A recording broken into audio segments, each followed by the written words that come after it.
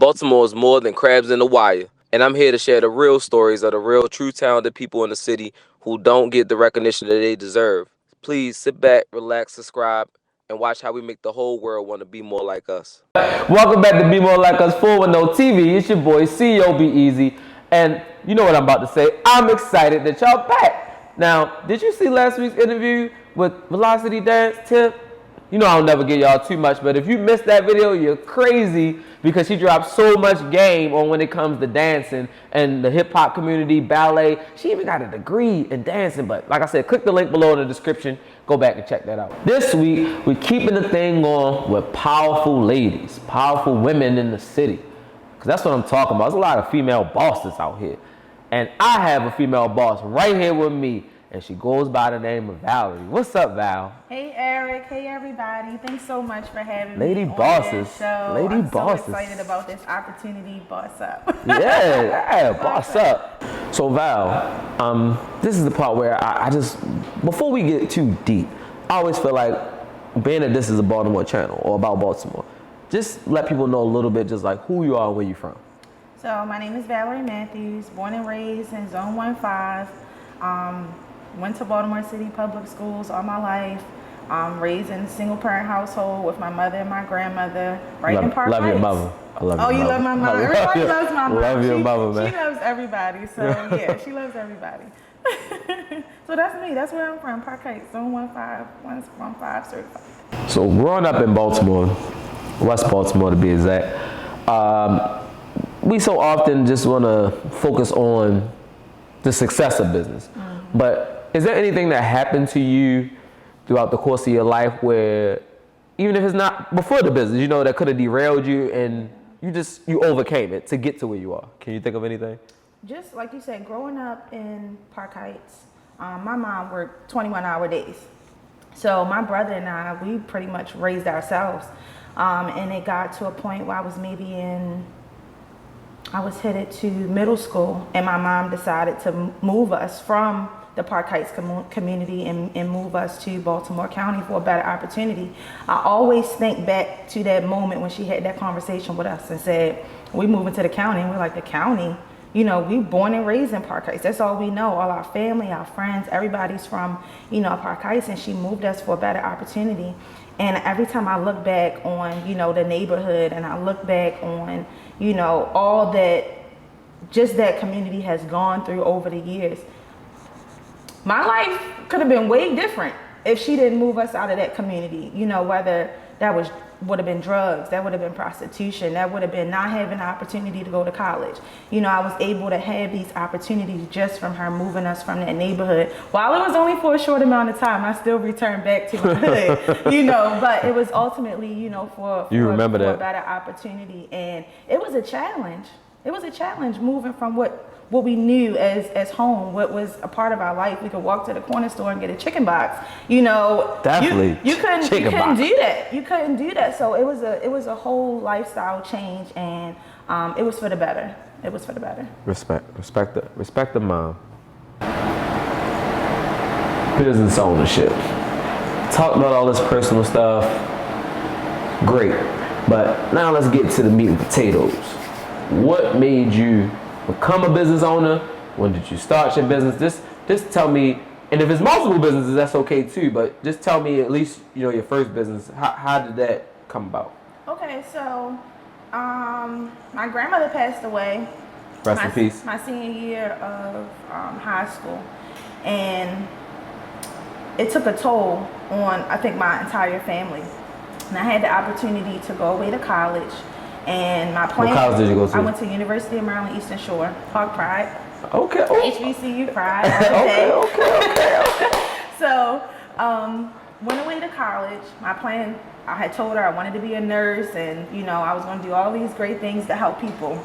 And I went to UMES, pursued my bachelor's in biology, and during that time, I realized I didn't want to be a nurse.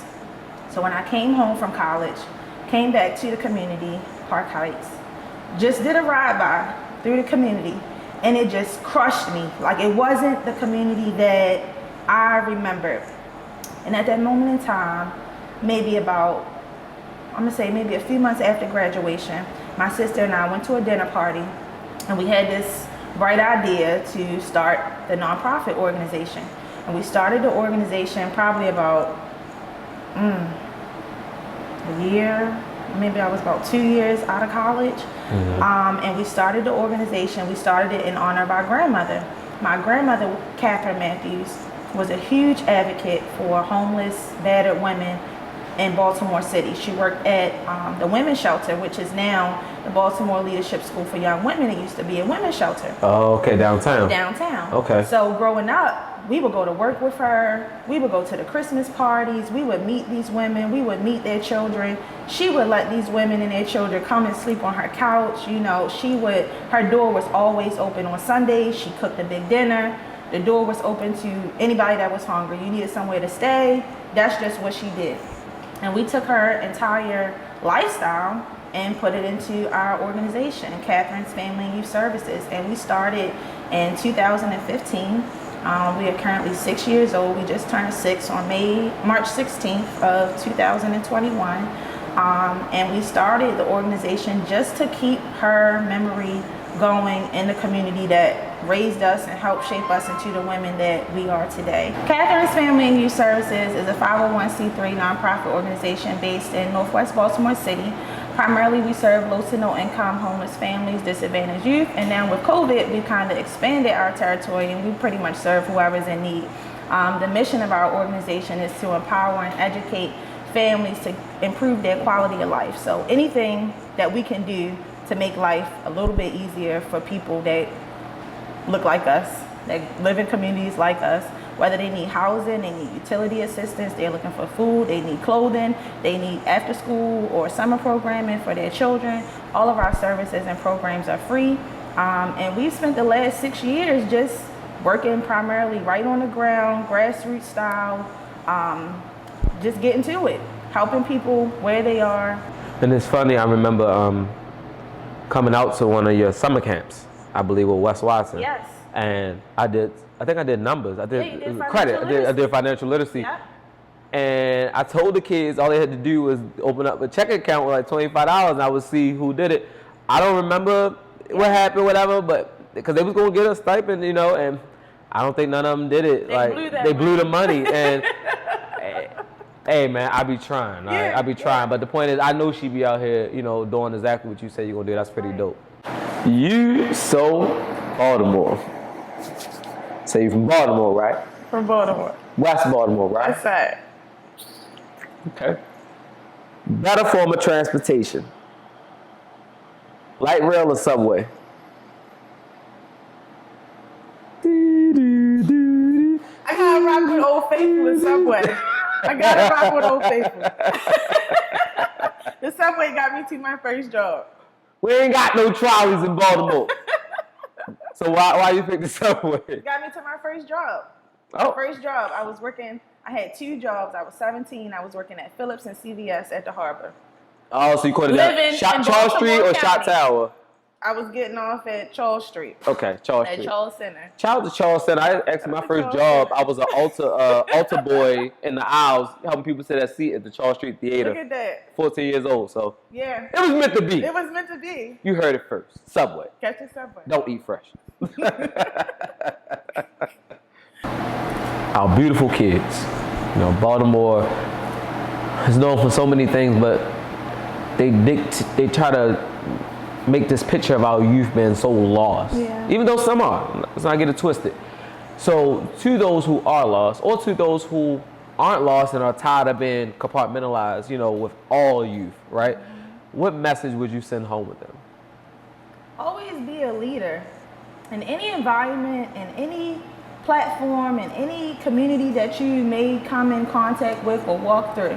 Always be a leader. Always hold your head up, and always remember to give back to others. Service is the rent that we pay as a privilege to be on this earth. And at any moment in time, as long as you lead and as long as you give back, God is always going to make sure that your ducks align. That's a word. New mayor, new year, new provisions on health, all kinds of new money, new taxes, all kinds of stuff going on here in Baltimore, right? What do you feel like the current state of Baltimore right now? We are in a transitional phase. I think everybody is kind of concerned of who's going to make the change happen in our city. There's so many pockets of challenges that we can all, work towards a solution. But as we can't look to our mayor and our governor to make that happen, we as business owners, we as leaders and community servants also have an obligation to be a part of that solution to take Baltimore to that next level. I think that we have enough people in positions, whether you're a business owner, you're a community leader, you are in political office, everybody has their piece to the puzzle that they can bring to the table to make it better. And I think that over the next 5 years, if everybody does their part, we will see a better Baltimore. I believe that Baltimore has the capacity to be this great city, this great place. I see Baltimore as this great city and this great place, and I think it's up to us to, portray that to the world. So, with that being said, where do you see Baltimore in the next 5 years?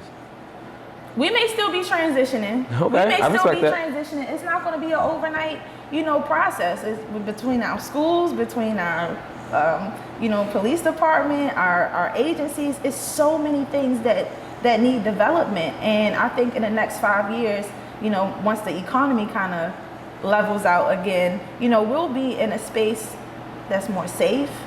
Our kids can thrive and learn in a school that is full of technology, and they have all of the resources and things that they need, including air conditioning.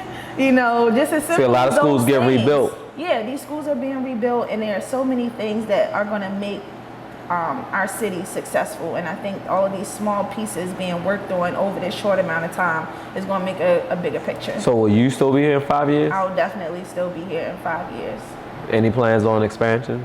Oh, yes. If some funders give us some money, yes, we Go look at the cameras. Funders, come look for Catherine's Family and Youth Services. We are here doing the work. We've been doing the work. We're on the ground. And you're a 501c3? We're 501c3, and we're here for the long haul. Our community needs us. Our community depends on us, and it's our obligation to give back to the community. We can't turn our back. Anybody, look at the camera. Anybody you want to thank? Anybody want to shout out? Thank you to my grandmother, the beautiful Catherine Matthews. You are the reason why we do what we do. Thank you to my family for being so supportive, and to the co-founder, my sister, Shannon Morgan, who is the other piece to this puzzle and why we do what we do. Hey man, you heard it right here. It's time for story time. This is something new, but it's always just a fun time. When I first started out Bmore Soulful, check out Bmore Soulful Kicks on Instagram, and I wanted to come up with this idea of my nonprofit, right? Which I didn't even know it was called the non-stock, all this terminology, right, in Maryland. And my nonprofit started from saying a kid going to school. My Carter was going to school, and they had on Vans in the winter, in the snow, slide-on Vans with a hole in the slide-on Vans in the snow. Now, mind you, my daughter got on boots.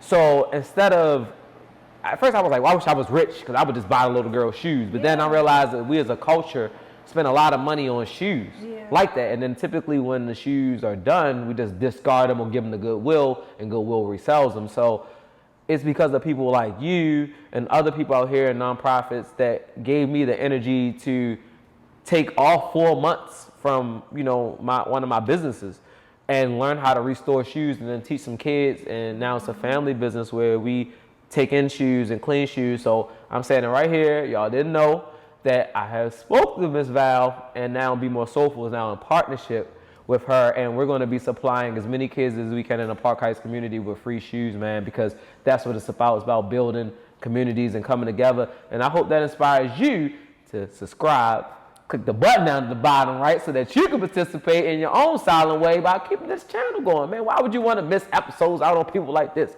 You good and crazy, but we'll see you next week. Peace.